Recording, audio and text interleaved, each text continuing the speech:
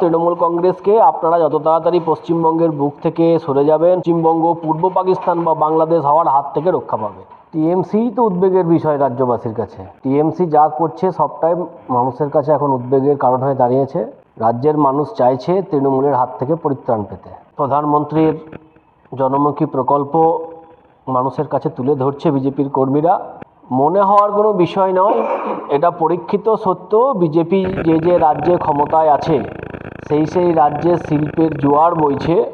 শুধুমাত্র পশ্চিমবঙ্গে বিজেপি ক্ষমতায় না থাকার কারণে আজকে পশ্চিমবঙ্গের বেকার যুবকদেরকে পরিযায়ী শ্রমিক হয়ে বাইরের রাজ্যে চলে যেতে হচ্ছে। তো বিজেপি পশ্চিমবঙ্গে ক্ষমতায় এলে শিল্প কর্মসংস্থান পশ্চিমবঙ্গে নতুন দিশা উন্মোচিত হবে।